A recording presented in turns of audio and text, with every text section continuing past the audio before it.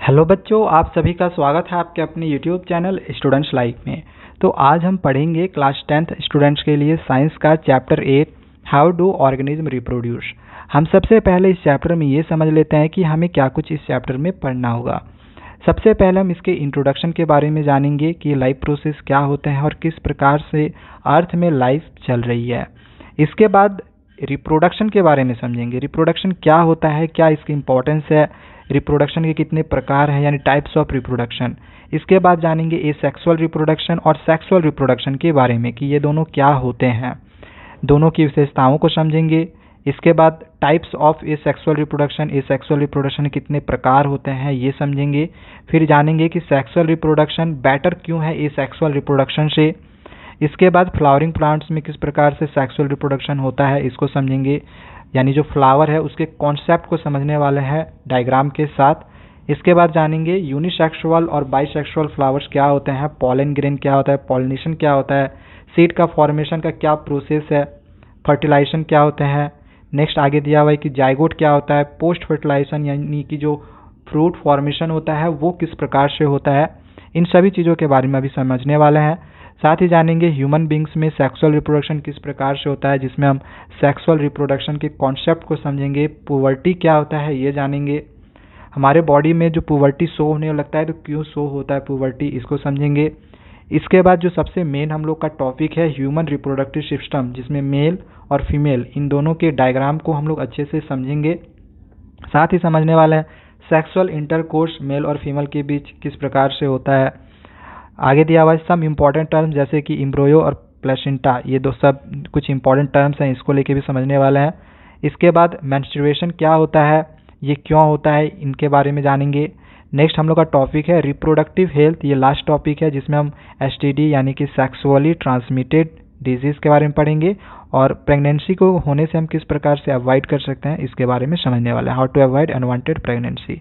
ठीक है, चलिए स्टार्ट करते हैं इसके इंट्रोडक्शन से। लाइफ प्रोसेस क्या होता है, हमने चैप्टर 1 बायोलॉजी का ऑलरेडी पढ़ा हुआ है लाइफ प्रोसेस के बारे में, तो आपने पूरा चैप्टर पढ़ा हुआ है। इसमें से ये मैंने यहाँ पे शॉर्ट में कुछ चीज़ें लिखी हुई है ताकि लाइफ प्रोसेस पढ़ रहे हैं तो ये उसी से रिलेटेड है। लाइफ प्रोसेस में रिप्रोडक्शन ऐड है, सो इसी वजह से मैंने यहाँ पे थोड़ा सा टर्म ले लिया है लाइफ प्रोसेस। लाइफ प्रोसेस क्या होता है, the process that occur inside our body for growth repair and development are called as life process. Life process होता है क्या, जो कि हमारे बॉडी में ग्रोथ रिपेयर या डेवलपमेंट होता है, तो इस प्रोसेस को हम लोग लाइफ प्रोसेस कहेंगे।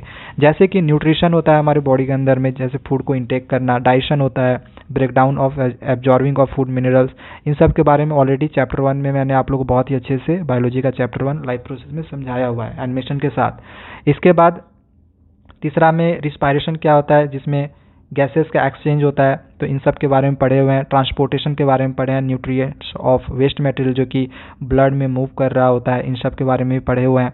एक्सक्रिएशन के बारे में पढ़े हैं, removal of toxic metabolic waste product जो कि रिमूव होता है एक्सक्रिएशन के प्रोसेस के द्वारा। और सबसे मेन हम लोग का यहाँ पे है रिप्रोडक्शन यानी production of one's own kind. ठीक है, तो इसके बारे में अभी हम लोग मेन पढ़ने वाले हैं। नेक्स्ट हम लोग का टॉपिक आता है कि how does life goes on earth, earth में किस प्रकार से लाइफ चल रही है, तो इसको हम समझ लेते हैं। इसके बाद फिर हम रिप्रोडक्शन को स्टार्ट करेंगे। सो इसको लेके यहाँ पे दिया हुआ है millions of deaths occur around the globe every day due to various mishappenings like illness, accidents ETC. हम हर दिन ये देख रहे हैं कि मिलियंस में डेथ्स हो रहा है, चाहे वो बीमारी के कारण हो या फिर एक्सीडेंट्स के कारण हो, जैसे कि अभी कोरोना वायरस के कारण ही कई सारे लोगों की डेथ्स हो रही है।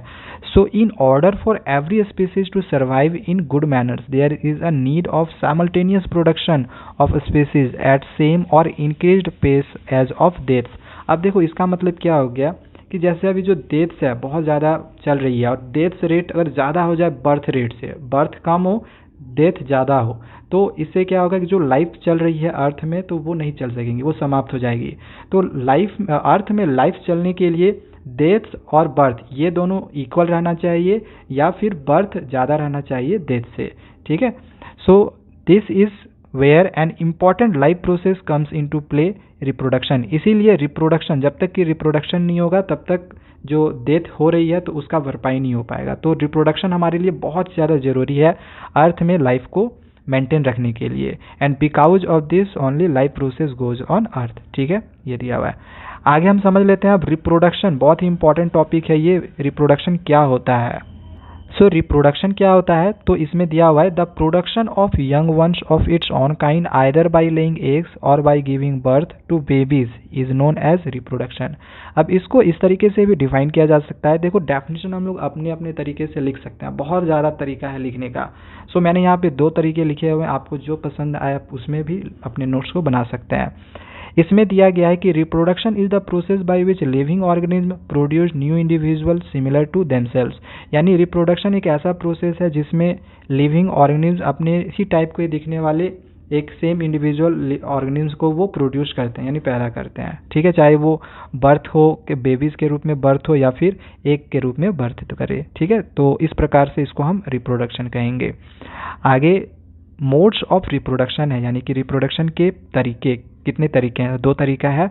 एक पहला हो गया ओविफेरस और दूसरा है वाइविफेरस। तो ओविफेरस और वाइविफेरस में क्या डिफरेंसेस है इसको देख लो।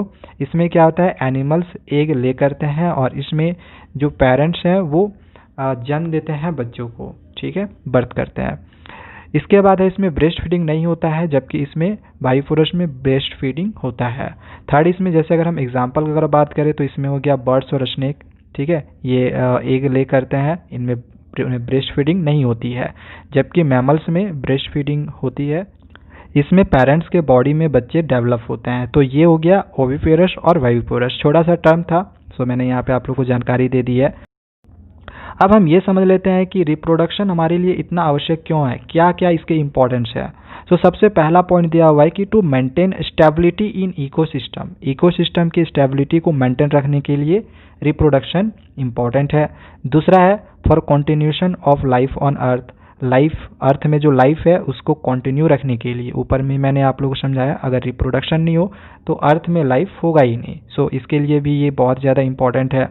थर्ड है to maintain balance between birth rate, birth rate को मेंटेन रखने के लिए भी रिप्रोडक्शन आवश्यक है। ठीक है, आगे हम समझ लेते हैं टाइप्स ऑफ रिप्रोडक्शन, रिप्रोडक्शन के टाइप्स। तो 2 टाइप के रिप्रोडक्शन होते हैं, पहला एसेक्सुअल रिप्रोडक्शन, दूसरा सेक्सुअल रिप्रोडक्शन। इन दोनों ही टाइप्स के बारे में पढ़ेंगे। पहले हम एसेक्सुअल के बारे में पढ़ लेते हैं, इसके बाद फिर हम सेक्सुअल रिप्रोडक्शन के बारे में भी पढ़ेंगे। सो एसेक्सुअल रिप्रोडक्शन क्या होता है, The type of reproduction that involving single parent with no gametes formation is called as asexual reproduction।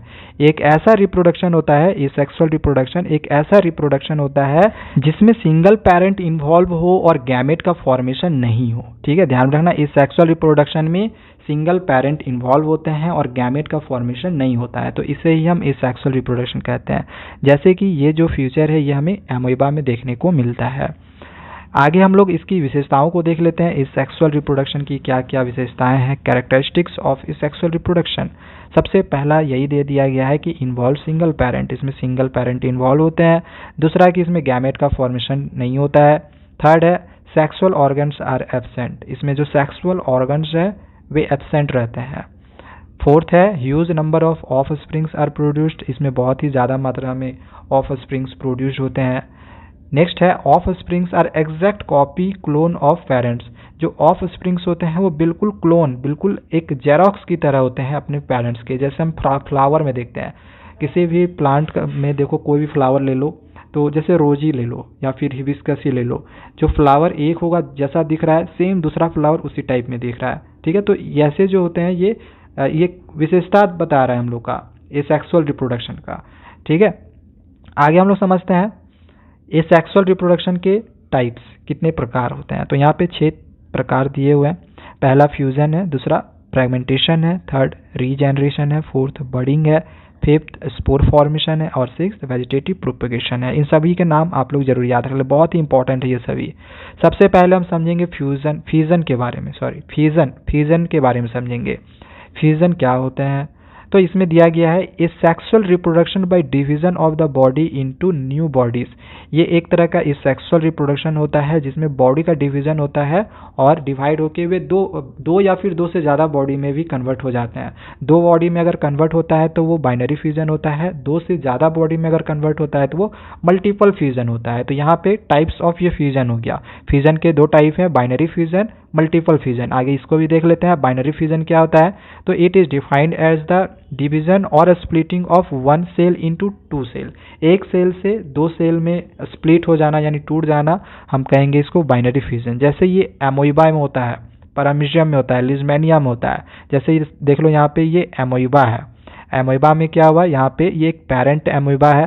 सबसे पहले ये इस तरह से लंबा होता है, इसके अंदर ये जो न्यूक्लियस है इस तरह से लंबा होगा और इसके बाद फिर ये न्यूक्लियस अलग हो जाता है। पहले न्यूक्लियस अलग होगा, यहाँ पे लिखा भी है देख लो, division of nucleus and cytoplasm. पहले न्यूक्लियस और साइटोप्लाज्म का डिवीजन होता है और इसके बाद फिर ये दोनों अलग अलग हो जाता है। एक दो यहाँ पे देख सकते हो कि जो एमोइबा है ये दो अलग अलग हो गया, यानी कि टू डॉटेड सेल्स में ये बट जाता है। तो ये हो गया, ठीक है, इसको बोलते हैं बाइनरी फ्यूजन। अगर हम मल्टीपल फ्यूजन का बात करें, मल्टीपल फ्यूजन क्या होता है, तो it is defined as the division or splitting of one cell into many. Binary fusion में हमने देखा कि सिर्फ दो ही में कन्वर्ट हो रहा था, यहाँ पे हमने देखा कि ये सिर्फ दो ही में कन्वर्ट हो रहे थे स्प्लिट होके, जबकि मल्टीपल फ्यूजन में यहाँ पे हम फिगर में देख सकते हैं कि ये बहुत ज़्यादा में स्प्लिट हो जाते हैं, ठीक है। जैसे एग्जांपल प्लाज्मोडियम, यहाँ पे जो फिगर आप देख रहे हो ये प्लाज्मोडियम का है, ठीक है। तो यहाँ पे एक और एग्जाम्पल मैंने लिया हुआ है क्लैमिडोमोनास, ठीक है। तो यहाँ पे दो एग्जाम्पल हो गए मल्टीपल फ्यूजन के। नेक्स्ट हम लोग आगे आते हैं फ्रैगमेंटेशन के बारे में। फ्रैगमेंटेशन क्या होता है, तो ये भी एक तरह का एसेक्सुअल रिप्रोडक्शन ही होता है, जिसमें in which an organism is split into two fragments. इसमें क्या होता है कि एक ऑर्गेनिज्म स्प्लिट होके दो फ्रैगमेंट्स में बढ़ जाता है, ठीक है, स्प्लिट होके दो फ्रैगमेंट्स में बढ़ जाता है। जैसे यहाँ पे एग्जांपल ले लो, ये जो है ये स्पायरोगारा है, ठीक है, ये पानी के अंदर पाया जाता है, ये स्प्लिट होके दो भाग में टूट गया, ठीक है।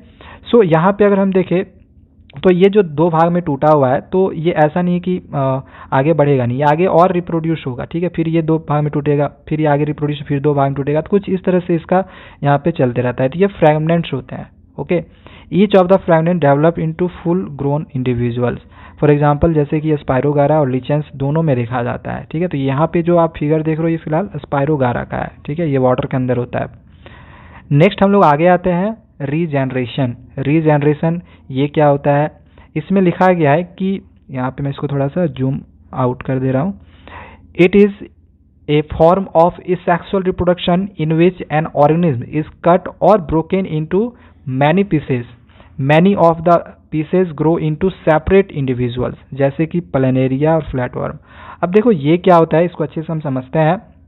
ये एक एसेक्सुअल रिप्रोडक्शन है, ये तो हम समझ ही रहे हैं, जिसमें एक ऑर्गेनिज्म को कट करो या फिर ब्रोक कर दो और उसको बहुत सारे पीसेज में कन्वर्ट कर दो, तो क्या होगा, सभी पीसेस से वो एक सेम टाइप के ऑर्गेनिज्म को डेवलप कर लेते हैं, ठीक है। जैसे कि अगर हम देखें यहाँ पे इस छिपकली को, हालांकि ये लिजार्ड आपके एग्जाम्पल में नहीं लिखाएगा, आपको एग्जाम्पल में लिखना है प्लेनेरिया, ठीक है, प्लेनेरिया या फिर फ्लैटफॉर्म, ये है प्लेनेरिया। ये क्या होता है अभी हम समझेंगे। अब जैसे ये लिजार्ड का है, लिजार्ड में आपने देखा हुआ होगा कि कई बार जो लिजार्ड की जो पूंछ होती है, जो टेल होती है, वो कट जाती है और कुछ समय के बाद देखते हैं कि उसके अंदर से फिर से जो टेल होती है वो निकलती है। तो ये क्या हुआ, यहाँ से रिप्रोड्यूस हो गया, लेकिन क्या जो पूंछ होती है वो भी रिप्रोड्यूस होकर एक नया छिपकली बन जाती है, नहीं। तो इसी वजह से इसमें हम एग्जाम्पल में इसको नहीं ले सकते हैं, ठीक है। लेकिन अगर हम यहाँ पे देखें प्लेनेरिया, तो इसमें क्या हुआ, जैसे यहाँ पे इसको देख लो, इसको यहाँ से यहाँ पे कट किए, ठीक है, ये हो गया। अब इसको कट किए और यहाँ पे कट किए, तो ये फिर से एक प्लेनेरिया बन जाएगा। ये भी, ये जो सिर्फ यहाँ पे दिख रहा है, जो हेड दिख रहा है, इससे पूरा का पूरा प्लेनेरिया ये डेवलप कर लेगा, प्रोड्यूस हो जाएगा और फिर से एक पूरा पूरा यहाँ पे आप लोग दिख रहा है कि बन रहा है। तो इस प्रकार से इसमें हम देख रहे हैं कि कोई भी हिस्सा अगर टूट रहा है, ठीक है, चाहे ये हो या फिर नीचे वाला कोई भी हिस्सा टूट रहा है, तो उससे एक नया जो है ऑर्गेनिज्म यानी ये नया प्लेनेरिया जो है बन रहा है। तो इसे ही हम कहते हैं रीजेनरेशन। फिर से वो जनरेट कर लेता है खुद को, चाहे कोई भी हिस्सा स्प्लिट हो, कोई भी हिस्सा टूट जाए। नेक्स्ट आगे हम लोग देखते हैं बडिंग। बडिंग क्या होते हैं, सो इसमें दिया गया है, it is an asexual form of reproduction in which a bud develops as an outgrowth due to repeated cell division at one specific site. These buds develop into teeny individuals. The buds get detached from the parent body and become new independent individuals. जैसे कि hydra east में होता है। तो यहाँ पे अभी आप जो फिगर देख रहे हो ये फिलहाल यहाँ पे ये हाइड्रा का है। हाइड्रा में क्या होता है, ठीक है, इसको देख लेते हैं। अब देखो इसमें क्या होता है, इसमें किस प्रकार से रिप्रोडक्शन होता है।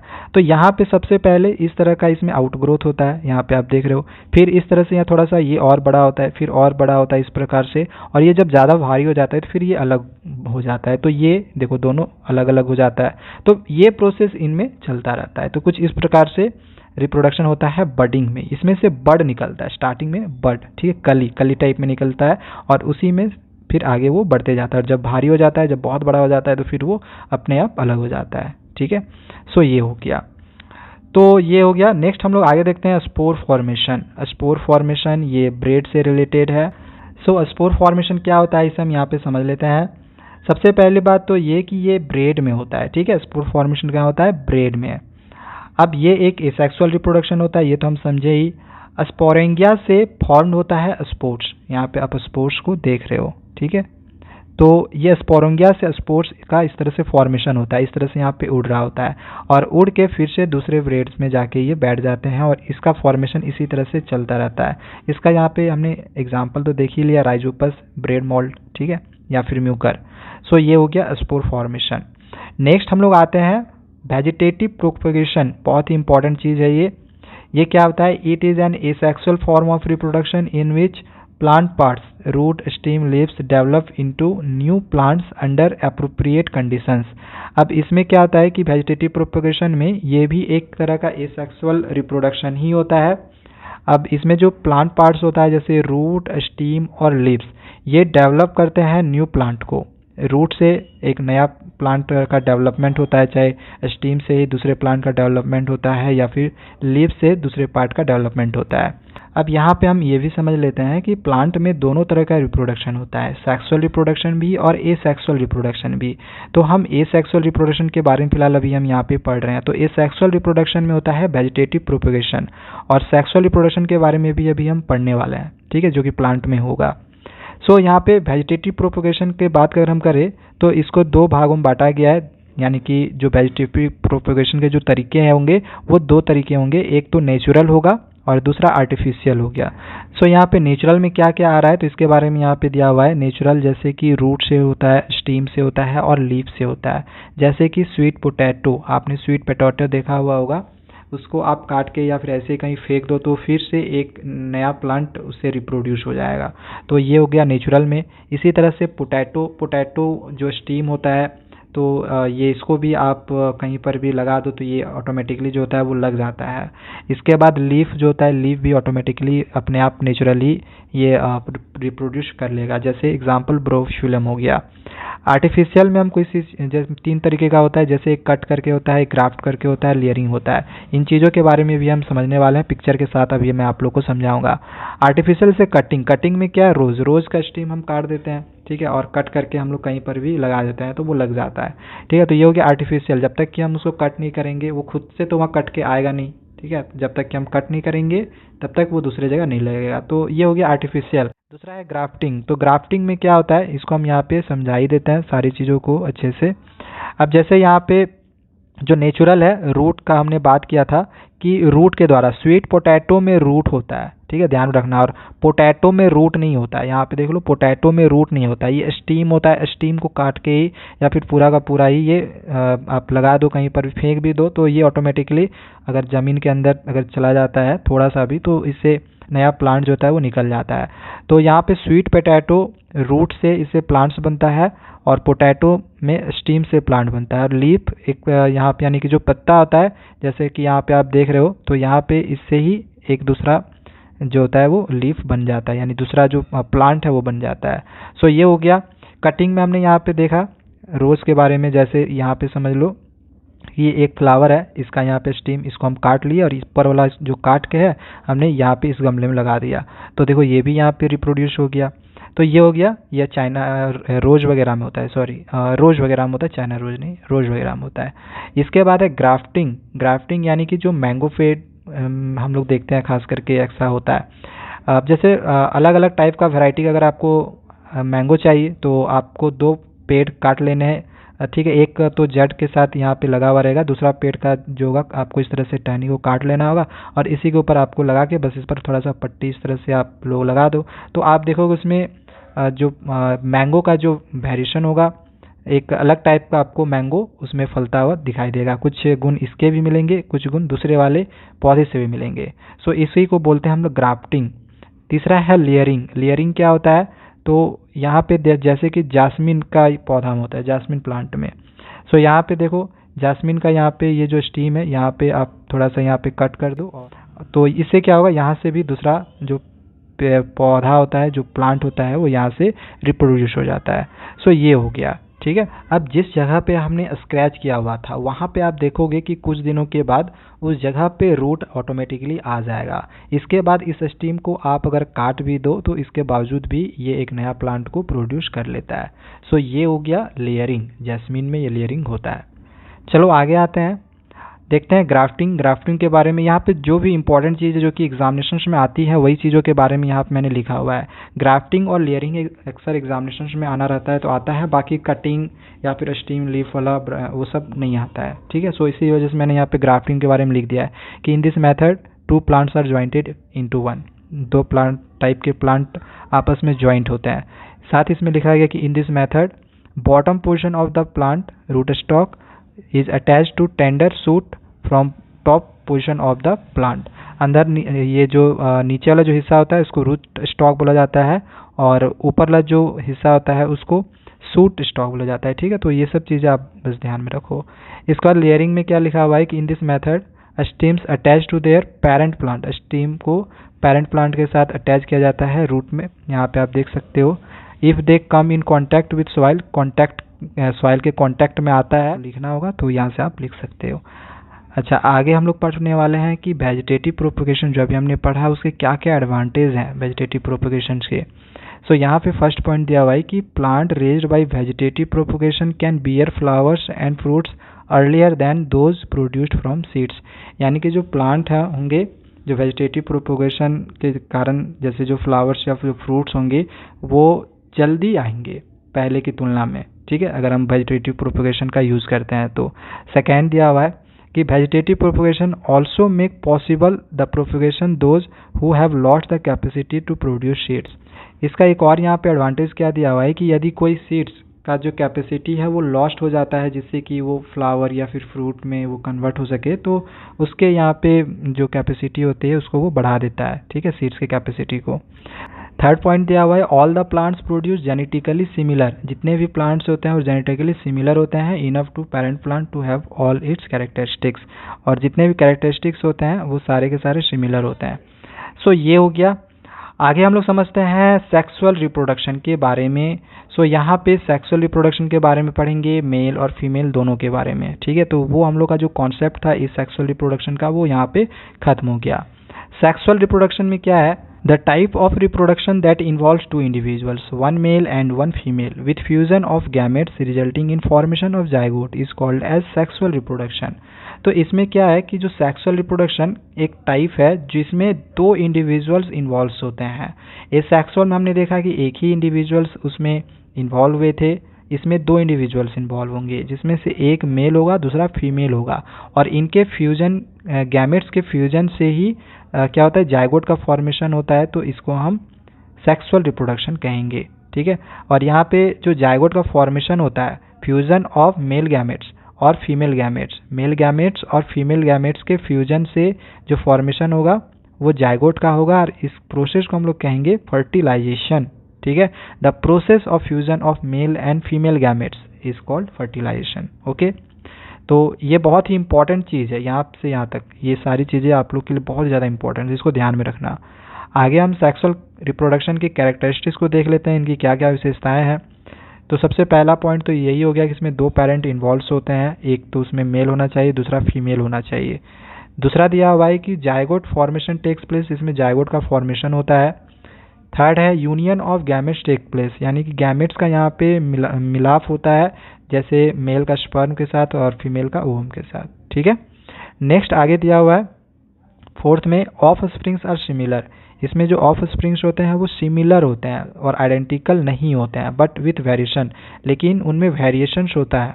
अब देखो इसका मतलब क्या हो गया, ऑफ स्प्रिंग्स आर सिमिलर, जैसे कि किसी भी इंसान के जो बच्चे होते हैं उनको अगर आप देखो तो उनमें जरूरी नहीं है कि कितना भी आपस में जो बच्चा होता है वो जुड़वा भी अगर पैदा हो तो दोनों सेम टू सेम एक जेरोक्स कॉपी की तरह नहीं दिखते हैं, ठीक है, उनमें कुछ ना कुछ वेरिएशन होता है। सो यहीं पे दिया हुआ है कि उनमें कुछ ना कुछ सिमिलरिटी होगी लेकिन एक जेरोक्स कॉपी की तरह नहीं होंगे। जैसे कि हमने फ्लावर में देखा, एक फ्लावर जैसे था बिल्कुल उसका जेरोक्स कॉपी दूसरा फ्लावर होता है। सो यहाँ पे वही चीज़ दिया हुआ है। फिफ्थ पॉइंट है टेक्स लॉन्गर टाइम। ये बहुत ही लंबे समय तक चलता है। जैसे ह्यूमन में 9 मंथ्स के बाद रिप्रोडक्शन होता है तो वहीं डॉग में 3 मंथ्स के बाद होता है। तो यहाँ पे नहीं दिया हुआ है, फिलहाल यहाँ पे आप लोगों को बता दे रहा हूँ, डॉग्स में 3 मंथ्स के बाद रिप्रोडक्शन होता है। ओके, तो ध्यान में रखना है। आगे 6 है lesser amount of offsprings are produced. इसमें बहुत ही कम मात्रा में ऑफ स्प्रिंग्स प्रोड्यूस्ड होते हैं। नेक्स्ट है सेक्सुअल ऑर्गन्स इसमें प्रेजेंट रहता है। जैसे मेल में टेस्ट प्रेजेंट रहता है जबकि फीमेल में ओवरी प्रेजेंट रहता है। तो ये सारी चीज़ ध्यान में रखनी है। नेक्स्ट है कि जो सेक्सुअल रिप्रोडक्शन है वो बेटर क्यों है ए सेक्सुअल रिप्रोडक्शन से। तो इसमें दिया गया है कि in asexual mode of reproduction clones are form. Asexual reproduction में क्या होता है, क्लोन्स का फॉर्मेशन होता है, एकदम जुड़वा की तरह दिखते हैं, जेरोक्स कॉपी की तरह, जैसा वो वैसे ही जिस फ्लावर में हमने देखा, अभी एग्जांपल मैंने आप लोगों को दिया ही था। जबकि ऐसा सेक्सुअल रिप्रोडक्शन में हमें देखने को नहीं मिलता है। क्लोन्स क्या होता है, यहाँ पे क्लोन के बारे में जिक्र आ गया, means exact copy xerox, they behave same as of their parents, ठीक है। इसके बाद मैंने ये अभी आप लोगों को पॉइंट समझा ही दिया है कि sexual mode of reproduction similar and not identical offsprings are form, ठीक है। तो इसके बारे में तो ऑलरेडी मैंने आप लोगों को अभी समझाया हुआ है। नेक्स्ट आगे देख लेते हैं sexual reproduction in flowering plants. Flowering plants में सेक्सुअल रिप्रोडक्शन किस तरह से होगा, अभी हमने ऊपर में हमने पढ़ा ये सेक्सुअल रिप्रोडक्शन किस तरह से फ्लावरिंग प्लांट्स में होता है, जिसमें हम वेजिटेटिव प्रोपोगेशन के बारे में पढ़े। यहाँ पे हम सेक्सुअल रिप्रोडक्शन के बारे में पढ़ेंगे, सेक्सुअल रिप्रोडक्शन प्लांट्स में किस तरह से होता है। सो यहाँ पे दिया हुआ है कि flowers is the reproductive organs of the plants. Plants में फ्लावर जो होते हैं वो रिप्रोडक्टिव ऑर्गन्स होते हैं। A typical flower consist of sepals, petals, stamens and pistils. यहाँ पे दिया हुआ है फ्लावर में क्या क्या चीज़ें होती है, तो सीपल्स होते हैं, पीटल्स होते हैं, स्टेमन्स होते हैं और पिस्टिल्स होती है। यहाँ पे हम फिगर को भी अच्छे से समझ लेते हैं। सो यहाँ पे आप देख लो ये कॉन्सेप्ट ऑफ फ्लावर के बारे में यहाँ पे हम समझ ले रहे हैं क्या क्या इसमें दिया हुआ है। सो ये आप देख ही रहे हो, ये पीटल है, ठीक है, ये जो पनखुड़ी टाइप में दिख रहा है, ये जो हरे टाइप में आपको दिख रहा है ये सेपल होता है, ठीक है, ये सेपल है। अब ये जो है इसमें सबसे जो मेन रोल प्ले करता है ये वाला और ये, ठीक है। इस वाले पार्ट को हम बोलते हैं, यहाँ पे मैं कलर थोड़ा सा चेंज कर ले रहा हूँ, इस वाले पार्ट को हम बोलते हैं ये फीमेल पार्ट होता है। और ये सब जो आप देख रहे हो यहाँ पे ये सब सारे मेल पार्ट होते हैं, ठीक है। तो यहाँ पे जो फीमेल वाला जो पार्ट है इसको आप देख लो, यहाँ पे जो सबसे ऊपर वाला जो हिस्सा दिख रहा है ये वाला, ये स्टिग्मा है, इसको बोला जाता है स्टाइल। इसके अंदर यहाँ पे मैं आप लोगों को बताऊंगा ओवेरी होता है, ओव्यूल होता है, ओवेरी के अंदर ओव्यूल होता है और ओव्यूल के अंदर फीमेल गैमेट्स होते हैं। इसको भी मैंने यहाँ पे मेंशन किया हुआ है ताकि अगर आप जो मैं समझा रहा हूँ अगर आप बाद में भूल भी जाओ तो नोट्स को आप पढ़ के अच्छे से समझ सकते हो खुद से। जैसे ओवेरी के अंदर ओव्यूल होगा और ओव्यूल के अंदर फीमेल गैमेट्स होगा।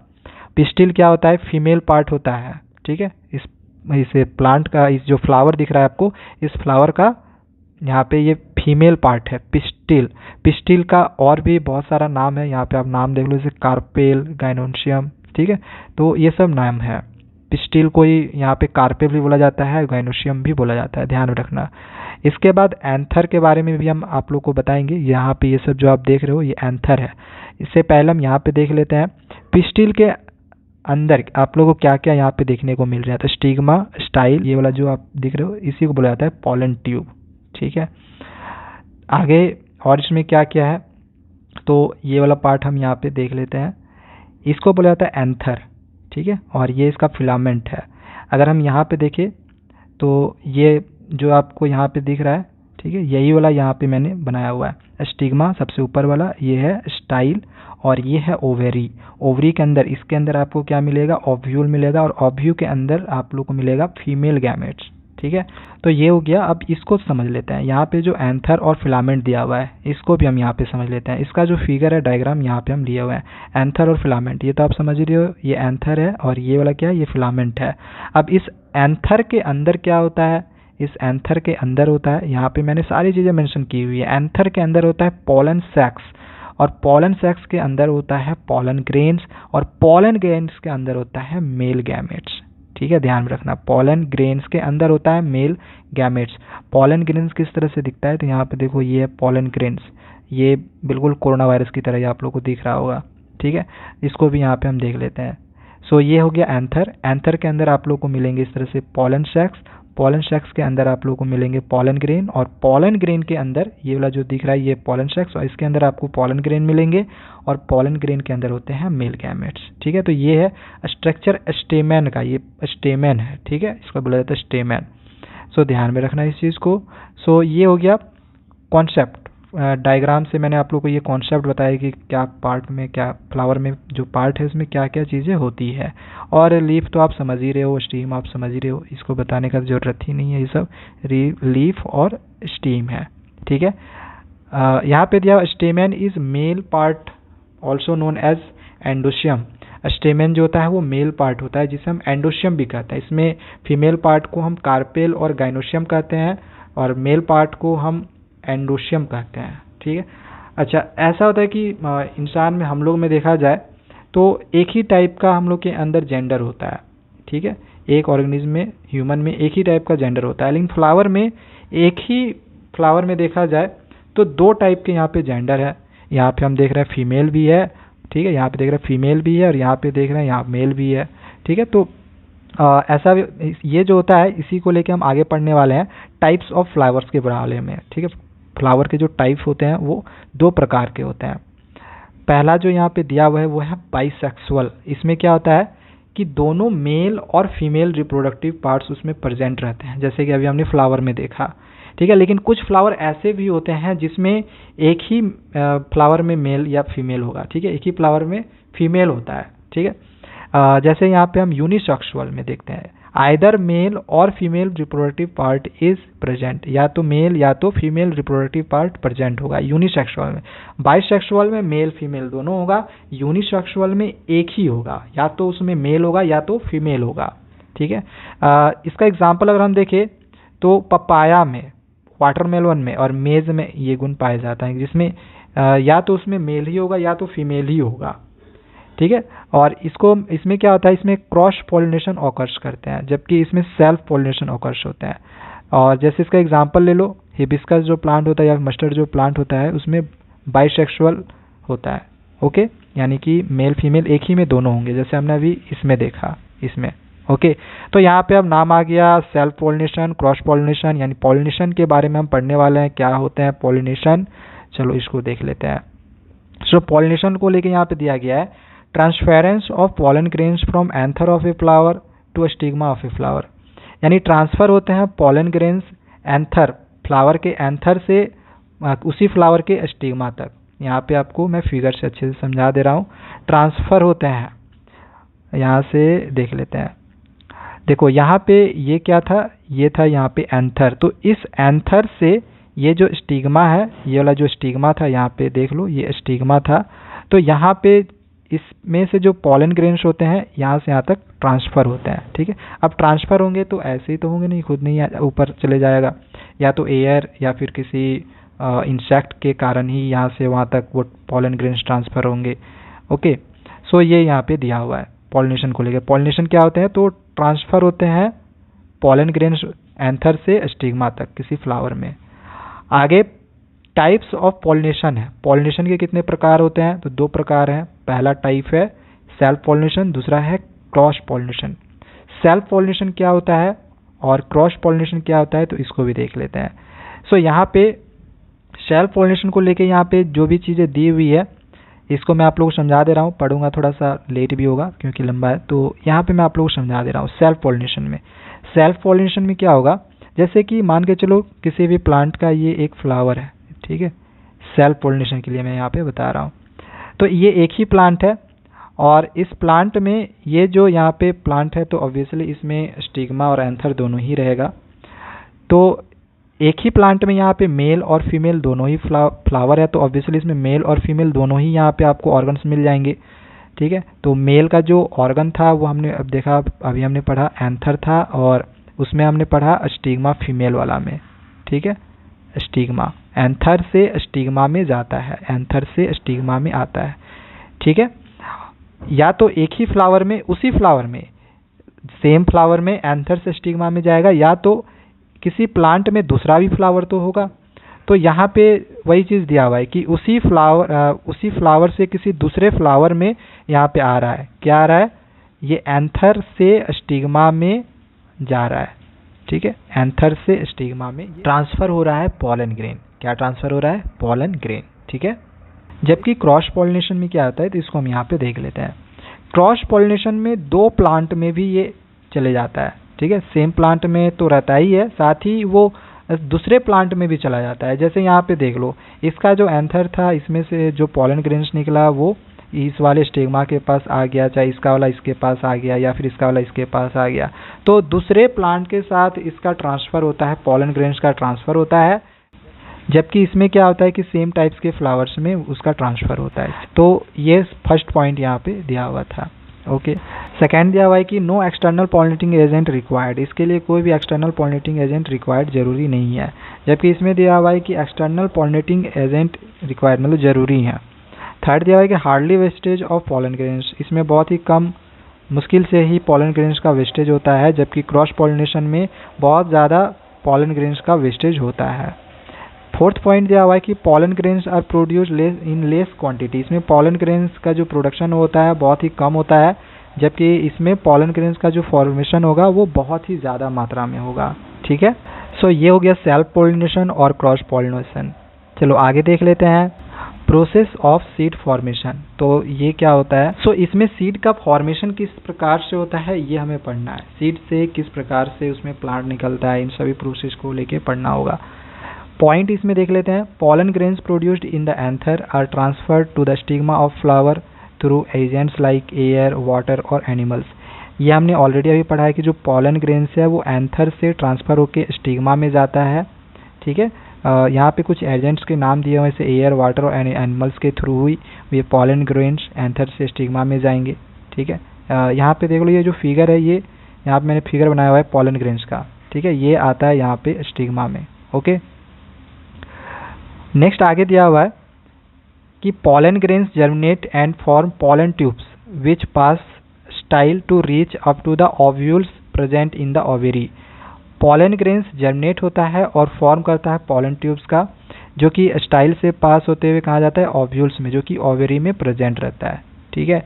ओव्यूल्स कहाँ प्रेजेंट रहेंगे, ओवेरी में, ठीक है, यहाँ पे ओवेरी में ओव्यूल्स प्रेजेंट रहेंगे और उसके अंदर क्या रहेगा, फीमेल गैमेट्स। ओके, नेक्स्ट आगे दिया हुआ है कि fusion of male and female gametes to form zygote. तो ये तो हमें ऑलरेडी पढ़े हुए हैं कि मेल और फीमेल गैमेट्स का जो फ्यूजन होता है तो इससे जायगोट का फॉर्मेशन होता है और इस प्रोसेस को बोला जाता है फर्टिलाइजेशन।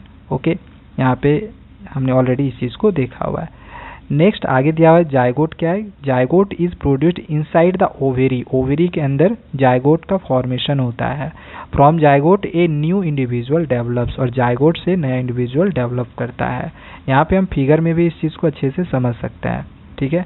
यहाँ पे फिगर में देख लो, सो यहाँ पे ये एंथर था, ये एंथर के अंदर यहाँ पे जो पॉलन ग्रेन था, इससे यहाँ से पॉलन ग्रेन कहाँ जा गया, स्टिग्मा में, यहाँ पे पॉलन ट्यूब के थ्रू आया ओवेरी, ओवरी से ओव्यूल, ठीक है, यहाँ पे फीमेल गैमेट प्रेजेंट रहता है, इससे जायगोट बना, जायगोट से यहाँ पे आप देख लो जायगोट बना हुआ है, और इससे फिर यहाँ पे देखो एक प्लांट का, यहाँ पे प्लांट का जर्मिनेशन हो गया। सो इस प्रकार से यहाँ प्लांट का फॉर्मेशन दिया हुआ है। आगे यहाँ पे और भी बहुत सारी चीज़ें दी हुई है, आप इसको यहाँ पे इस तरह से लिख सकते हो। आगे के भी पॉइंट को मैं यहाँ बता दे रहा हूँ। सो यहाँ पे नेक्स्ट दिया हुआ है कि zygote develops only after successful fertilization. ये भी चीज़ हमें यहाँ पे ध्यान रखना है, जरूरी नहीं है कि जायगोट का जो फॉर्मेशन होगा वो हमेशा सक्सेसफुल ही हो, कभी कभी वो अनसक्सेसफुल भी हो रहता है। तो सक्सेसफुल जब होगा जायगोट का डेवलपमेंट तो उसको बोला जाता है फर्टिलाइजेशन। ओके, नेक्स्ट आगे दिया हुआ है कि after fertilization ovary develops into fruit and ovule develops into seed. Fertilization के बाद क्या होता है कि ओवेरी जो होता है वो फ्रूट में डेवलप हो जाता है और जो ओव्यूल होता है वो सीड में डेवलप हो जाता है। The seed germinates to form a plant under suitable condition such as air, moisture. और इसके बाद सीड का जर्मिनेशन किस प्लांट के जो बनता है तो उसके लिए सूटेबल जो कंडीशंस होगा वो क्या होगा, एयर या फिर मॉइस्चर वगैरह होगा, ठीक है। अब यहाँ पे पोस्ट फर्टिलाइजेशन देख लेते हैं थोड़ा सा, फ्रूट का फॉर्मेशन जो कि अभी हमने कुछ देर पहले ऊपर में पढ़ा किस प्रकार से होगा। तो ओव्यूल डेवलप हो जाता है सीड में, ओवेरी डेवलप हो जाता है फ्रूट में, स्टिग्मा जो स्टाइल होता है विदर अवे यानी कि वो खत्म हो जाता है। और स्टेमन के लिए दिया हुआ है परसिस्ट एंड, यहाँ पे एंड छुटा हुआ है, ठीक है, एंड ब्लैक कलर्ड स्ट्रक्चर। तो इस फिगर में देख लेते हैं यहाँ पे, ठीक है। यहाँ पे देख लो जो ओवेरी है वो फ्रूट बन गया, ओव्यूल सीड बन गया। अब देखो इसमें एक बहुत ही रोचक सा तथ्य है, जैसे देखो ये इतना बड़ा था, ठीक है, इतना बड़ा था यहाँ से यहाँ तक, तो ये इतना छोटा बन के रह गया है, जबकि ये इतना छोटा सा था और ये इतना बड़ा बन गया, ये फ्रूट बन गया। ओके, तो बस यही चीज़ हमें ध्यान रखनी है। ये यहाँ पे क्या था, ओवेरी था, जो कि एक यहाँ पे आप देख सकते हो फ्रूट बन गया, जो ओव्यूल था वो यहाँ पे सीड बन गया है। और ये सारी जो चीज़ें हैं ये ऊपर में आ गया, ये खत्म हो गया ब्लैक कलर का यहाँ पे बन के, ठीक है। या आपने फल में कई बार ऐसा देखा होगा, सेब वगैरह में या फिर अनार वगैरह में। ओके, तो ये है, तो ये हो गया sexual reproduction in plants. Next हम लोग का टर्म आता है sexual reproduction in human beings. Human beings में सेक्सुअल रिप्रोडक्शन किस प्रकार से होगा। सो दिया हुआ है human beings show sexual reproduction. Human beings में सेक्सुअल रिप्रोडक्शन शो होता है। Male parents produces male gametes called sperms. जो मेल पेरेंट्स होते हैं वे मेल गैमेट्स प्रोड्यूस करते हैं जिसे हम स्पर्म कहते हैं, और जो फीमेल पेरेंट होती है वे फीमेल गैमेट्स प्रोड्यूस करते हैं जिसे हम ओवा कहते हैं, ये एग होता है। ओके, अगला जो टर्म है वो है पुवर्टी। व्हाट इज पुवर्टी, पुवर्टी किसे कहेंगे। सो पुवर्टी को लेके दिया हुआ है कि puberty is the period during adolescence when the rate of general body growth begins to slow down and reproductive tissue begin to mature. अब देखो पुवर्टी क्या होता है, ये एडोलेसेंस के दौरान होता है, एडोलेसेंस पीरियड में होता है। एडोलेसेंस पीरियड में होता है, इस दौरान क्या क्या चीज़ें होती है ये सभी चीज़ों के मैं बारे में आप लोग को बताऊंगा। और पुवर्टी में क्या होता है कि जो रिप्रोडक्टिव टिश्यू होता है तो वो पुवर्टी के समय में वे मैच्योर होना शुरू होता है। ओके, अब देखो इसमें दो चीज़ें हैं, एडोलेसेंस और पुवर्टी, दोनों को ध्यान में रखना है। एडोलेसेंस क्या होता है कि वो जो समय रहता है, एक पुवर्टी का जो समय रहता है वो होता है एडोलेसेंस, और उस समय में जो चेंजेज आते हैं उस चीज़ को हम लोग कहते हैं पुवर्टी। तो ये छोटा सा डिफरेंस है, इसको ध्यान रखना है, दोनों एक ही चीज़ें नहीं होती है। आगे दिया हुआ है कि पुवर्टी मेल में, जो मेल ह्यूमन मेल्स होगा उसमें करीब 11 से 13 साल में आ जाता है और करीब 15 से 16 साल तक रहता है। और ह्यूमन फीमेल में, जो फीमेल है, फीमेल के अंदर जो पुवर्टी आते हैं, जो शो होने लगते हैं, वो 10 से 12 साल में शो होने शुरू हो जाते हैं। तो ये ध्यान में रखनी है। अब पुवर्टी के दौरान कुछ कुछ चेंजेज होते हैं, कुछ कॉमन भी होते हैं बॉयज़ और गर्ल्स के बीच में। बॉयज़ में क्या क्या चेंजेज हैं और गर्ल्स में क्या चेंजेज है, क्या क्या कॉमन हैं, चलो इसको देख लेते हैं। बॉयज़ में क्या चेंजेज आता है पुवर्टी के दौरान। सो यहाँ पे दिया हुआ है कि voice begin to crack. Boys जो होता है वो थोड़ा सा क्रैक होते हैं, थोड़े से मोटे होने शुरू हो जाते हैं उस टाइम। इसके बाद उसमें बॉयज़ में बियर्ड या फिर मॉस्टेज वगैरह आना शुरू हो जाता है। रिप्रोडक्टिव ऑर्गन जो होते हैं वो डेवलप होने लगते हैं और स्पर्म्स रिलीज होने लगते हैं इस एज में, ठीक है, इस टाइम में। ओके, अब पुवर्टी के दौरान गर्ल्स में क्या क्या चेंजेस आते हैं, तो ब्रेस्ट साइज इंक्रीज होने शुरू हो जाते हैं पुवर्टी के समय में। मेंस्ट्रुएशन साइकिल इस टाइम शुरू हो जाता है। और थर्ड है स्किन में जो निपल्स होता है तो वो भी डार्क होने लगते हैं। सो यहाँ पे बॉयज़ और गर्ल्स का यहाँ पे चेंजेस दिया गया है कि बॉयज़ में क्या क्या चेंजेस आते हैं और गर्ल्स में क्या क्या चेंज आते हैं पुवर्टी के समय में। अब इसमें कुछ कॉमन भी होता है, जैसे कि स्किन बिकम्स ऑयली में रिजल्ट इन पिंपल्स। इन दोनों में ये देखा जाता है कि पुवर्टी के समय में स्किन जो होता है वो थोड़ा ऑयली टाइप में हो जाता है, जिससे कि पिंपल्स भी आने शुरू हो जाते हैं। और साथ ही हेयर का ग्रोथ होता है आर्मपिट या फिर कुछ जेनिटल एरियाज वगैरह में। एक पॉइंट यहाँ पे और दिया हुआ है ग्रोथ स्पर्ट, यानी कि जो लंबाई है वो बहुत ज़्यादा इस टाइम बढ़ना शुरू होता है। कई सारे बच्चों को आप देखे होंगे कि अचानक से उनकी जो लंबाई होती है वो बहुत ज़्यादा से बढ़ जाती है। सो ये हो गया। अब आगे हम लोग जानते हैं why does our body show puberty. हमारा जो बॉडी होता है उसमें पुवर्टी क्यों शो करता है। सो इसमें दिया हुआ है our body at certain age properly releases. हमारा जो बॉडी है एक सर्टेन एज, पुवर्टी का जो एक सर्टेन एज अभी मैंने आप लोग को बताया, गर्ल्स में 10-12 साल और बॉयज़ में 11 से 13, इस तरह से मैंने बताया, जो कि आपको पुवर्टी का एक सर्टेन एज होता है। तो उस टाइम सेक्स हार्मोन्स बनने शुरू हो जाते हैं। अगर यहाँ पे हम बात करें मेल का सेक्स ऑर्गन्स का तो वो है टेस्टोस्टेरोन, और अगर हम फीमेल का बात करें तो यह है एस्ट्रोजन। ध्यान में रखना ये जो यहाँ पे सेक्स हार्मोन्स दिए हुए हैं। तो आगे दिया है कि which leads to growth of secondary sexual characteristics. अब यहाँ पे एक टर्म आ गया है सेकेंडरी सेक्सुअल कैरेक्टरिस्टिक्स। ये क्या होते हैं?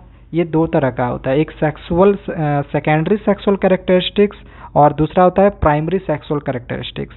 प्राइमरी का मतलब क्या हो गया? प्राइमरी सेक्सुअल कैरेक्टरिस्टिक्स, जैसे कि कोई भी बच्चा जन्म लेता है, अगर हमें वहाँ पे पहचानना हो कि वो बच्चा मेल है या फिर फीमेल है, तो हम जेंडर देख के पता करते हैं कि वो बच्चा मेल है या फिर फीमेल है। लेकिन सेकेंडरी सेक्सुअल कैरेक्टरिस्टिक्स में हम उनके अंदर क्या क्या चेंजेज आते हैं, जैसे कोई बच्चा जो 8 साल 10 साल का है, तो कई बार ऐसा होता है कि हम पहचान नहीं पाएंगे कि वो बॉय है या फिर गर्ल है। तो आगे जब पुबर्टी का समय आता है तो उस टाइम चेंजेस होने शुरू हो जाते हैं, जो कि अभी क्या क्या चेंजेज आए पुबर्टी में बॉयज़ में और गर्ल्स में मैंने वो आप लोग को बताया। तो यहाँ पे सेक्स ऑर्गन्स जो होते हैं वो रिलीज होने शुरू हो जाते हैं। ओके, तो यही चीज़ यहाँ पे दिया हुआ है। Therefore our body shows puberty, इसलिए जो हमारा बॉडी है वो पुबर्टी को शो करता है। तो ये सब हो गया। आगे हम ह्यूमन रिप्रोडक्टिव सिस्टम के बारे में जानेंगे, मेल फीमेल दोनों को अच्छे से समझेंगे। देखो, मेल रिप्रोडक्टिव सिस्टम में क्या है कि इसमें बहुत सारी चीज़ें होती है, सभी चीज़ों को हम समझेंगे। यहाँ पे जो डायग्राम है इसको भी मैं अभी आप लोग को बताऊंगा। यहाँ पे इस डायग्राम में हम देख ले थोड़ा सा यहाँ पे इसके कंस्ट्रक्शन को, इसमें क्या क्या चीज़ होता है। तो ये हो गया यूरेटर, ठीक है। ये हो गया यहाँ पे जो दिया हुआ है, यहाँ पे आप देख लो भास डिफरेंस ये दिया हुआ है। ये है टेस्टिस, इसी के अंदर मेल गैमेट्स होता है। ओके, स्कॉट्रम, ये वाला स्कॉट्रम है। यह है ब्लैडर, और इसमें कुछ ग्लैंड्स भी होते हैं, हालांकि यहाँ पे एक ही ग्लैंड का नाम दिया हुआ है, प्रोस्टेट ग्लैंड। हम यहाँ पे 3 तरह के ग्लैंड के बारे में पढ़ेंगे। यह है यूरेथ्रा और यह है पेनिस, ठीक है। अब आगे क्या क्या इसमें दिया हुआ है, तो चलो इसको यहाँ पे देखते हैं। सो हम सबसे पहले टेस्ट के बारे में समझ लेते हैं। फिगर में हमने देख ही लिया कि टेस्ट कहाँ है। इसमें दिया हुआ है A pair of tests are located inside scrotum which is present outside the abdominal cavity. Testes pair में होंगे, यानी कि 2 होंगे। ये स्कॉट्रम के अंदर रहते हैं। स्कॉट्रम हमने देख ही लिया, ये स्कॉट्रम था, इसके अंदर में 2 टेस्ट्स होंगे। और ये प्रेजेंट कहाँ रहता है? तो एब्डोमिनल कैविटी के बाहर, आउटसाइड में। आगे स्कॉट्रम के बारे में दिया हुआ है कि scrotum has a relatively lower temperature needed for the production of sperms. Sperms के प्रोडक्शन के लिए स्कॉट्रम को बॉडी के टेम्परेचर से लोअर रखना है होता है, ठीक है। यहाँ पे दिया है कि the temperature of scrotum is 1 to 3 degree less than temperature of the body. Body का जो टेम्परेचर होगा उससे 1 से 3 डिग्री कम ही होता है स्कॉट्रम का टेम्परेचर। ओके, नेक्स्ट आगे दिया हुआ है फंक्शन ऑफ टेस्ट्स। टेस्ट्स के क्या क्या फंक्शंस हैं, क्या क्या इनके कार्य हैं। तो दिया हुआ है to produce male gametes that is the sperms. ये मेल गैमेट्स प्रोड्यूस करते हैं जिसे हम स्पर्म्स कर सकते हैं। नेक्स्ट पॉइंट दिया हुआ है to produce a male reproductive hormone called testosterone which is responsible for, आगे दिया हुआ है producing sperms as well as secondary sexual characteristics in males. तो इसमें दिया हुआ है इसका जो ये फंक्शन यहाँ पे दिया हुआ है कि to produce male reproductive hormone. ये जो टेस्ट है ये मेल रिप्रोडक्टिव हार्मोन प्रोड्यूस करते हैं जो कि टेस्टोस्टेरोन है, विच इज़ रिस्पॉन्सिबल, जो कि रिस्पॉन्सिबल होते हैं स्पर्म को प्रोड्यूस करने में, as well as secondary sexual characteristics ये होता है मेल का। ओके, नेक्स्ट आगे आते हैं भास डिफरेंस, इसी को हम स्पर्म डक्ट कहते हैं। तो ये इसमें क्या होता है, इसका यहाँ पे फंक्शन दिया हुआ है कि it passes sperms from testes up to urethra. ये स्पर्म्स पास होता है टेस्ट से यूरेथ्रा तक। ओके, नेक्स्ट आगे है यूरेथ्रा, ठीक है। यूरेथ्रा अब क्या होता है, तो लिखा है it is a common passage for both sperms and urine. तो यूरेथ्रा के थ्रू स्पर्म्स और यूरिन दोनों ही पास होते हैं। नेक्स्ट आगे दिया हुआ है it's outer covering is called penis. इसका जो आउटर कवरिंग एरिया होगा उसको हम लोग पेनिस कहेंगे। अब पेनिस के बारे में दिया हुआ है कि एक copulatory organ called a penis, यानी कॉपुलेटरी ऑर्गन्स को हम पेनिस कहेंगे। It is the organ which is use to introduce sperm. Sperm को ही सीमेन कहा जाता है, हिंदी में हम इसे कहते हैं वीर्य, इनटू द फीमेल बॉडी। अब देखो यहाँ पे एक वर्ड आया है कॉपुलेटरी। कॉपुलेटरी से हम एक वर्ड बना सकते हैं कॉप्यूलेशन। कॉप्यूलेशन क्या होता है, जब मेल और फीमेल का जो रिप्रोडक्टिव पार्ट होता है वे आपस में जब कांटेक्ट में आते हैं, यानी इंटरकोर्स जो होता है, तो उसे ही हम कॉप्यूलेशन कहते हैं, ठीक है। तो मेल का पेनिस और फीमेल का वेजिना कांटेक्ट में आता है। ओके, तो उस प्रोसेस को ही हम लोग कॉप्यूलेशन भी कहते हैं। ओके, तो इसी से यहाँ पे रिलेटेड दिया हुआ है एक copulatory organ called a penis. Okay, next आगे आते हैं ए सिस्टम ऑफ ग्लैंड्स। अब इसमें कुछ ग्लैंड्स भी होते हैं, इसमें हमने देखा, मैंने अभी आप लोग को बताया था इसमें 3 ग्लैंड्स होंगे। इसमें एक ग्लैंड के बारे में तो यहाँ फिगर में दिया हुआ है, बाकी यहाँ पे 2 ग्लैंड्स और होते हैं। एक ग्लैंड है सेमिनल वेसल्स, दूसरा है प्रोस्टेट ग्लैंड और तीसरा है काउपर्स ग्लैंड। ओके, चलो नेक्स्ट आगे देख लेते हैं ग्लैंड का क्या क्या फंक्शन है। जो भी ग्लैंड हमने अभी देखा इसके बारे में दिया हुआ है कि they produce different secretions which provide nutrition as well as medium for locomotion to the sperms। Glands क्या करते हैं, जो स्पर्म्स पास हो रहा होता है तो उनमें न्यूट्रिएंट्स उसमें वो देते हैं, ठीक है, न्यूट्रिएंट्स उनको प्रोवाइड करते हैं।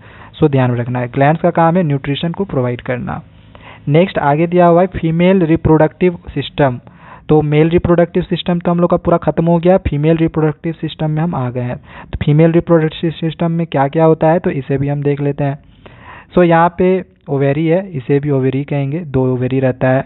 इसके बाद यूटेराइन फंडस है ये, जो कि हम यूटेरस भी बोल सकते हैं। फैलोपियन ट्यूब के अंदर ये तीनों आता है, ठीक है, यहाँ पे आप नाम देख लो। ये है फिम्ब्राई, ये जो यहाँ पे आप लोग को एक हैंड टाइप में दिख रहा है। ओके, इसको बोला था सर्विक्स, सर्विकल कैनल है यहाँ पे, और ये है वेजिना। ओके, तो यहाँ पे फिगर हमने देख लिया।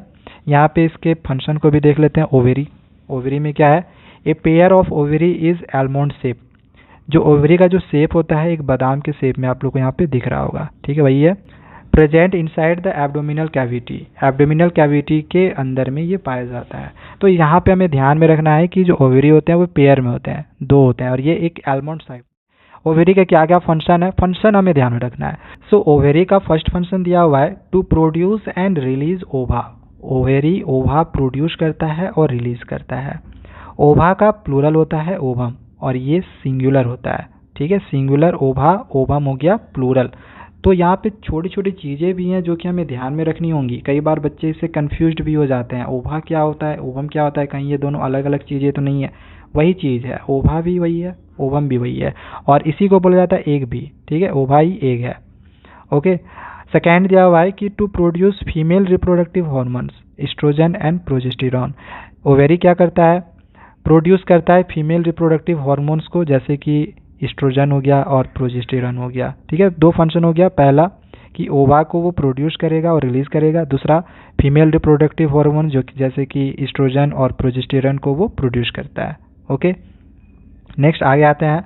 सो आगे यहाँ पे कुछ पॉइंट्स दिए हुए हैं, चलो इसको भी समझ लेते हैं। लिखा गया है at the time of birth each girl child already contains thousands of immatured ओवा। दीज ओवा starts maturing only from the time of puberty. सभी गर्ल्स के बर्थ के समय में थाउजेंड्स ऑफ इमेच्योर्ड ओवा उनके अंदर होती हैं। अब ये जो ओवा है ये मैच्योर स्टार्ट होता है टाइम पुबर्टी के समय में। जो भी ओवा गर्ल्स के जन्म के समय में जो इमेच्योर्ड ओवा होता है वो पुबर्टी के समय में मैच्योर होना शुरू हो जाता है। ओके, आगे इसमें दिया हुआ है only 1 ovum is produced by 1 ovary in 1 month and each ovary releases an ovum in alternate months.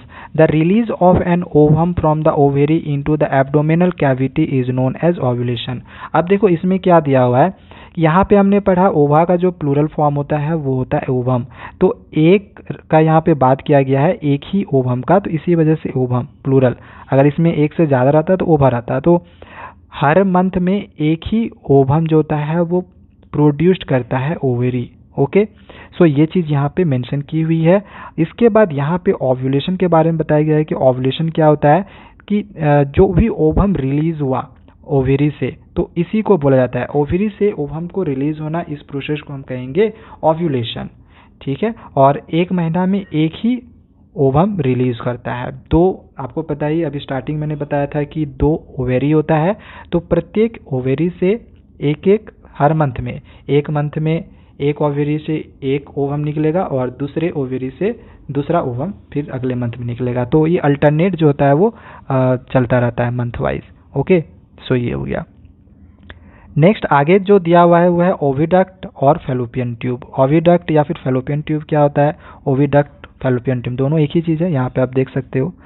सो इसमें लिखा गया है कि there are 2 fallopian tubes, 2 fallopian tubes होते हैं।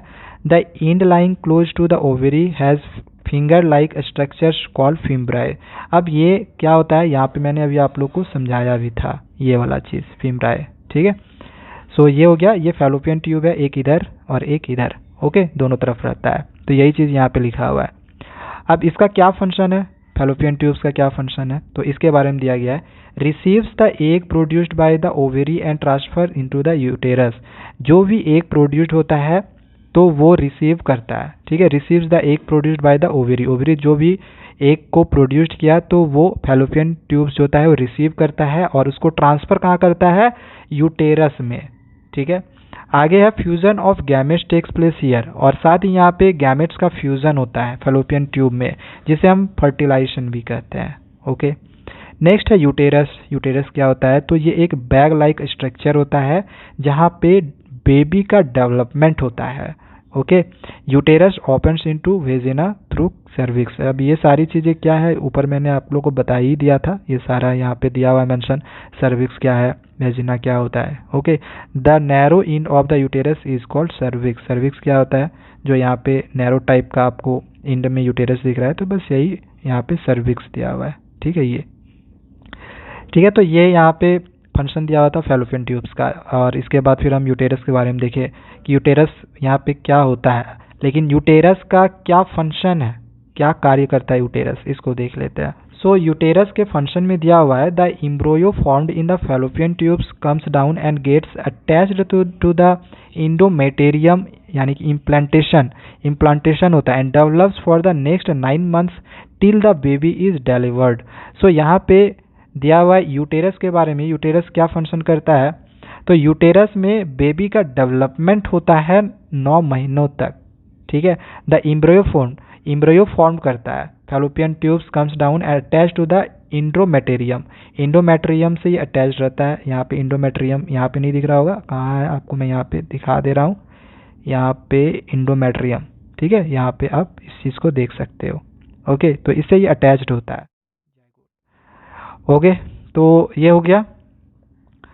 सो यहाँ पे हमने देखा कि अभी यूटेरस का क्या फंक्शन होता है।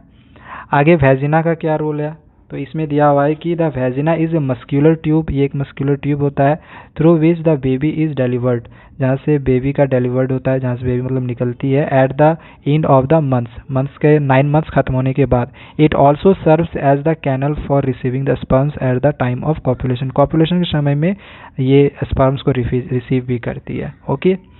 सो ये हो गया। आगे देख लेते हैं।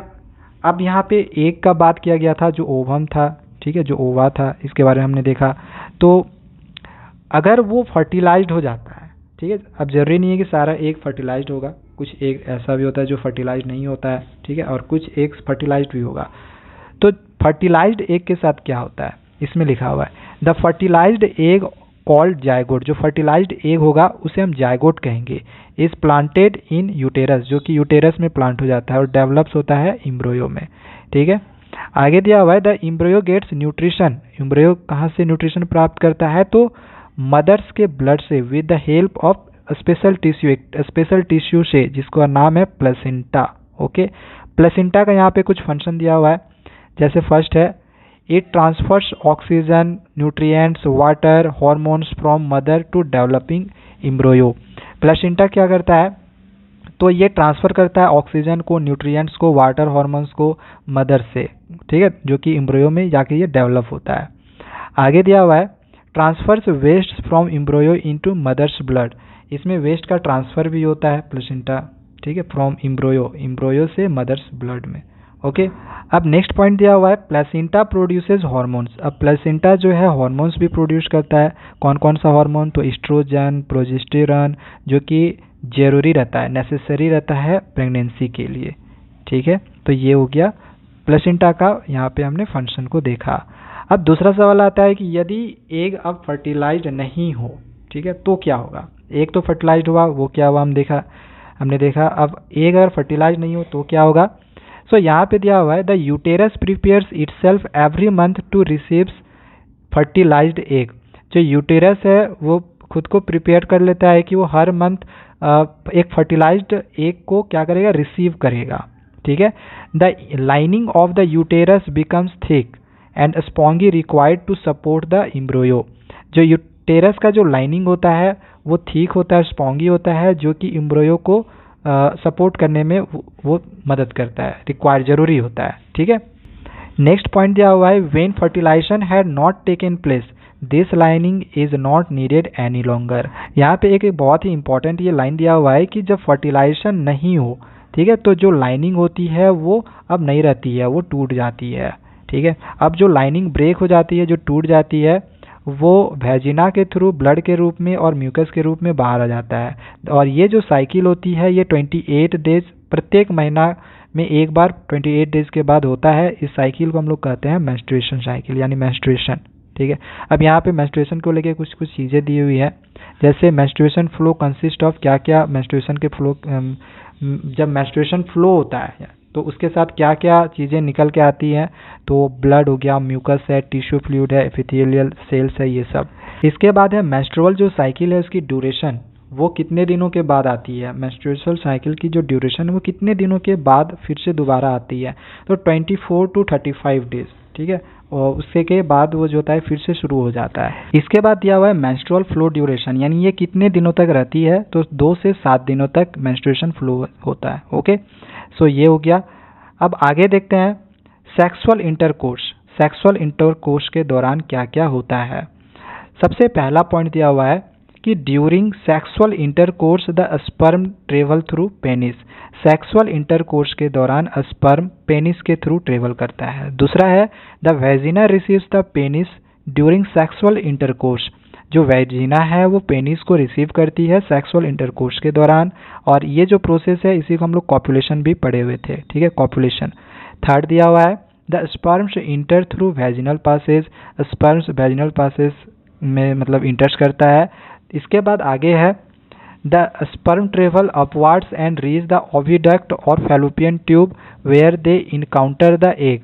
अब ये बहुत ही इंपॉर्टेंट टर्म दिया हुआ है, यहाँ पे एक लाइन है कि the sperm travel upward. The sperm है वो अपवर्ड की ओर ट्रेवल करता है वेजिना के अंदर में जाने के बाद। इसके बाद वो कहाँ पहुँचता है, तो ओविडक्ट, या फिर जो इसको हम फैलोपियन ट्यूब भी कर सकते हैं। और वहाँ पे क्या होता है, एग के साथ वो क्या करता है, इनकाउंटर करता है, यानी कि लड़ाई करेगा। नेक्स्ट आगे है द फर्टिलाइज्ड एग। जो फर्टिलाइज्ड एग होगा, यानी कि जायगोट जिसे हम कहेंगे, gets implanted in lining of uterus, और यूटेरस में वो क्या होता है, इम्प्लांट हो जाता है। नेक्स्ट आगे पॉइंट दिया है all this process leads to formation of embryo. ये सभी प्रोसेस के बाद एम्ब्रियो का फॉर्मेशन होता है। इसके बाद आगे है oviduct is site of fertilisation. Oviduct fertilisation का एक साइट होता है, हम एक घर कर सकते हैं। आगे दिया हुआ है fertilisation usually occurs within 24 hours of ovulation. Fertilisation usually कब ऑकर होता है, 24 आवर ओव्यूलेशन पे। Okay, and union of male and female nuclei result in formation of zygote. और ये तो हमने ऑलरेडी पहले भी पढ़ा हुआ है कि मेल और फीमेल न्यूक्लियाई के यूनियन से जायगोट का फॉर्मेशन होता है। सो ये हो गया सेक्सुअल इंटरकोर्स। नेक्स्ट आगे हम लोग, अब देखो हम लोगों ने सारा चीज़ को यहाँ पे ख़त्म कर लिया कि सेक्सुअल रिप्रोडक्शन क्या होता है, एसेक्सुअल रिप्रोडक्शन क्या होता है। इसी वजह से मैंने यहाँ पे जो डिफरेंसेस लिया हुआ है ये सबसे लास्ट में लिया है, ताकि जितनी भी चीज़ें आप लोग पढ़े हो ये सारी चीज़ों को समझ लेने के बाद आप इन सभी चीज़ों को अच्छे से समझ सकते हो। सो एसेक्सुअल रिप्रोडक्शन और सेक्सुअल रिप्रोडक्शन में क्या क्या डिफरेंसेस है, तो एसेक्सुअल में एक ही पेरेंट इसमें इन्वॉल्व हुए थे, इसमें एक ही पेरेंट का रिक्वायरमेंट चाहिए, जबकि सेक्सुअल रिप्रोडक्शन में 2 पेरेंट्स चाहिए, एक मेल दूसरा फीमेल। इसमें गैमेट का फॉर्मेशन नहीं होता है, जबकि सेक्सुअल रिप्रोडक्शन में गैमेट का फॉर्मेशन होता है। ये कम समय तक होता है, और इसका जो टाइमिंग होता है सेक्सुअल रिप्रोडक्शन का वो लॉन्गर होता है, लंबे समय तक होता है। ओके, नेक्स्ट आगे है offsprings identical to parent, यानी कि बिल्कुल ये एक कॉपी की तरह होते हैं, एक जेरोक्स कॉपी की तरह होते हैं। ठीक है, जबकि ये ऑफ स्प्रिंग इसमें क्या होता है, आइडेंटिकल नहीं होता है, लेकिन उनमें कुछ वेरिएशंस होता है। आइडेंटिकल मतलब एक जेरोक्स कॉपी की तरह नहीं दिखेंगे, कुछ उसमें सिमिलरिटी होती है लेकिन उनमें वेरिएशंस होता है। ये भी मैंने अभी आप लोग को ऊपर में ऑलरेडी समझाया हुआ है। आगे है greater amount of springs produced. इसमें बहुत ही ज़्यादा मात्रा में ऑफ स्प्रिंग्स प्रोड्यूस्ड होते हैं, जबकि सेक्सुअल रिप्रोडक्शन में बहुत ही कम मात्रा में ऑफ स्प्रिंग्स प्रोड्यूस्ड होते हैं। इसका हम एग्जांपल लिया हुआ है, जैसे इसमें एग्जांपल हो गया बर्डिंग और रीजनरेशन, जबकि सेक्सुअल रिप्रोडक्शन में यहाँ पे एग्जांपल हो गया ह्यूमन में फ्यूटस है और बर्ड्स में एग्स हो गया। तो ये तो डिफरेंसेस हो गए। अब एसेक्सुअल और सेक्सुअल रिप्रोडक्शन का एक सिमिलरिटी भी मैंने यहाँ पे नीचे लिख दिया है, ठीक है। तो इसका क्या सिमिलरिटी होगा एसेक्सुअल और सेक्सुअल रिप्रोडक्शन में, तो both asexual and sexual reproduction produce offsprings, इन दोनों में ऑफस्प्रिंग प्रोड्यूस्ड होते हैं और डीएनए यानी कि जेनेटिक जो मटेरियल्स होंगे वे पास्ड होते हैं पेरेंट्स से ऑफस्प्रिंग में। सो ये सिमिलरिटी है। अब अगला जो यहाँ पे टर्म है वो है रिप्रोडक्टिव हेल्थ यानी कि एसटीडी, सेक्सुअली ट्रांसमिटेड डिजीज। बहुत सारे ऐसे डिजीज होते हैं जो कि कफ खांसी से तो वाटर के थ्रू ऐसे करके फैलते हैं, लेकिन कुछ डिजीज ऐसे भी होते हैं जो सेक्सुअल होते हैं, ठीक है। तो इसी वजह से हम यहाँ पे पढ़ेंगे सेक्सुअली ट्रांसमिटेड डिजीज, सेक्सुअल जो ट्रांसमिट होता है जो डिजीज उसके बारे में, जैसे कि एड्स वगैरह हो गया या फिर गोनोरिया हो गया, तो ये सब के बारे में पढ़ने वाला है। सो एसटीडी क्या है? The infections that are passed from one person to another through sexual contact, वैसा इन्फेक्शन जो कि एक पर्सन से पास होकर दूसरे पर्सन तक जाए सेक्सुअल कॉन्टैक्ट से, तो इसी को हम कहेंगे एसटीडी यानी सेक्सुअली ट्रांसमिटेड डिजीजेज। इसमें दिया इन्फेक्शन काउजिंग माइक्रो ऑर्गेनिज्म, जो इन्फेक्शन काउजिंग माइक्रो ऑर्गेनिज्म है वे कौन कौन से हैं? तो बैक्टीरिया, पैरासाइट्स और वायरस, ठीक है। कुछ डिजीज ऐसे हैं जो कि यहाँ पे मैंने नाम लिखे हुए हैं जो कि सेक्सुअली ट्रांसमिट होते हैं, जैसे गोनोरिया ये बैक्टीरिया के कारण होता है, साइफिल्स ये भी बैक्टीरियल होता है, एचआईवी एड्स ये वायरल होता है, ठीक है। अब इसमें आगे दिया हुआ है कॉन्ट्रासेप्शन, तो ये क्या है चलो इसको देख लेते हैं। It is the avoidance of pregnancy. Contraception का मतलब क्या हो गया कि प्रेगनेंसी को अवॉइड करना, किस प्रकार से हम प्रेगनेंसी को रोक सकते हैं। Can be achieved by preventing the fertilisation of ova, ova को फर्टिलाइज होने से हम किस प्रकार से रोक सकते हैं इसके बारे में हम पढ़ेंगे। मेथड्स ऑफ कॉन्ट्रासेप्शन, यहाँ पे 3 मेथड दिए हुए हैं कॉन्ट्रासेप्शन का, यानी कि प्रेगनेंसी रोकने के 3 मेथड है। पहला है मैकेनिकल बैरियर, दूसरा है केमिकल मेथड्स और तीसरा है सर्जिकल मेथड। तो मैकेनिकल बैरियर में क्या होता है कि सीमेन जो होता है वो फैलोपियन ट्यूब में जाने से रोकता है, ठीक है। मैकेनिकल बैरियर से ये किस वे में जाने से रोकेगा? तो कॉन्डम के थ्रू या सर्विकल के थ्रू, ये हम यहाँ पे रबर भी बोल सकते हैं। सो ये हो गया। सेकेंड दिया हुआ है केमिकल मेथड। केमिकल मेथड में हम पढ़ने वाले हैं पील्स के बारे में। तो पील्स क्या होते हैं? ये एक हार्मोनल पील्स होता है जो कि ओव्यूलेशन को प्रिवेंट करता है यानी कि होने से रोकता है, लेकिन हाँ ये मेंस्ट्रुएशन को नहीं रोकता। जैसे कि जो मेंस्ट्रुएशन जो साइकिल है, ऐसा नहीं कि वो कुछ समय तक के लिए रोक सकता है, लेकिन 1 मंथ के बाद आफ्टर 1 मंथ 28 to 35 डेज वो फिर से शुरू हो जाएगा। ओके, सो ये हो गया। सर्जिकल मेथड क्या होता है? तो इसमें 3 तरह से हम लोग पढ़ने वाले हैं, एक वैस्कोटोमी और एक ट्यूबेक्टोमी और तीसरा जो है वो आईयूसीडी है। इसका फुल फॉर्म होता है इंट्रा यूटेरिन कॉन्ट्रासेप्टिव डिवाइस। सो यहाँ पे सर्जिकल मेथड दिया हुआ है। सर्जिकल मेथड का मतलब क्या हो गया कि सर्जरी वगैरह करके ही हम प्रेगनेंसी को रोक सकते हैं, लेकिन सर्जिकल मेथड करने से क्या होता है कि दोबारा फिर कोई भी पेरेंट जो होता है जो कि माँ नहीं बना जा सकते, दोबारा जो है वो प्रेग्नेंट नहीं हो सकते हैं अगर सर्जिकल मेथड यूज़ कर लेते हैं, जैसे कि वैस्कोटोमी, ट्यूबेक्टोमी या फिर आईयूसीडी।